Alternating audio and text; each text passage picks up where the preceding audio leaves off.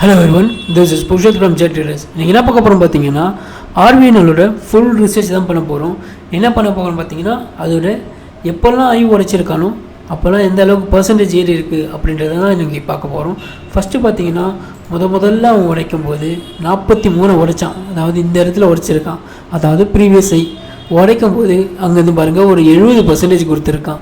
So அதேமாரி next time பாருங்கள், second time பாருங்கள் 81 உடைக்கும் போது நெக்ஸ்ட்டு பார்த்திங்கன்னா ஒரு 60% கொடுத்துருக்கான்.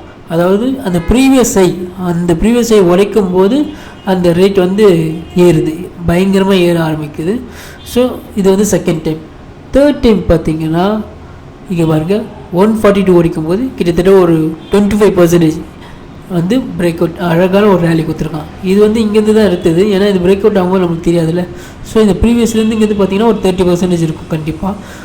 ஸோ நெக்ஸ்ட்டு பார்த்திங்கன்னா ஃபோர்த்து டைம் 197 இங்கே இது ஐ உடைக்கும் போது ஒரு 60% கொடுத்துருக்கான். ஸோ இதில் நம்ம ட்ரேட் எடுத்திருப்போம், ஆல்ரெடி நம்ம வந்து நல்லா ப்ராஃபிட் பண்ணியிருப்போம்.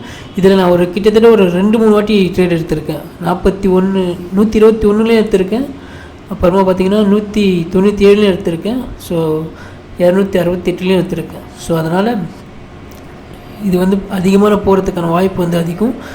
அடுத்தது பார்த்திங்கன்னா இந்த ஐ உடைச்சிருக்கு, இப்போ தான் இது வந்து ரேலி ஆக ஆரம்பிக்குது. இங்கேருந்து பார்த்திங்கன்னா ஓவர் பாட் மாதிரி தெரியும், பட் ஆனால் ஆக்சுவலாக இனிமேல் தான் அது பர்ஃபார்மன்ஸே பண்ண போகுது. அதாவது 388 இருக்கான் இங்கே. இன்றைக்கி ரேட்டு படி பார்த்திங்கன்னா இப்போ ரெக்கார்ட் பண்ணும்போது அது இருக்கலாம். பட் ஆனால் ஃபஸ்ட்டு டார்கெட் பார்த்திங்கன்னா ஒரு 440 வரைக்கும் வரதுக்கு வாய்ப்பு இருக்குது. அதுக்கப்புறம் பார்த்திங்கன்னா 540 தான். இது வந்து ஃபிபோனாக்கியோட எக்ஸ்டென்ஷன். இப்படி தான் ஒரு ஸ்டாக்கை வந்து நம்ம ரிசர்ச் பண்ணணும். மார்க்கெட்டில் பார்த்திங்கன்னா பிரேக் அவுட் ஆனால் உடனே வாங்கலாம். ஆனால் வாங்கினா அதுக்கு முன்னாடி என்னென்ன ரிசர்ச் பண்ணணும் அப்படின்றதெல்லாம் பொறுமையாக பண்ணோம்னா தான் நம்மளால் ப்ராஃபிட் பண்ண முடியும். நம்ம பிரேக் அவுட்டுன்னு போய் உடனே வாங்கினாலும் அதில் கொஞ்சம் ப்ராப்ளம் இருக்குது. ஸோ வாங்கலாம், பட் ஆனால் கீழே கரெக்டான ஸ்டாப் லாஸ் கொடுத்துட்டு வரணும். பட் அது நம்ம பண்ண மாட்டோம், ஏன்னா அடுத்தடுத்த ஸ்டாப் லாஸ் போட்டே தான் போவேன் தவிர நம்ம வந்து பண்ண மாட்டோம். ஸோ எப்படி ஒரு ஸ்டாக்கை ரிசர்ச் பண்ணணுன்றதை இது மூலமாக கற்றுட்ருப்பீங்கன்னு நினைக்கிறேன்.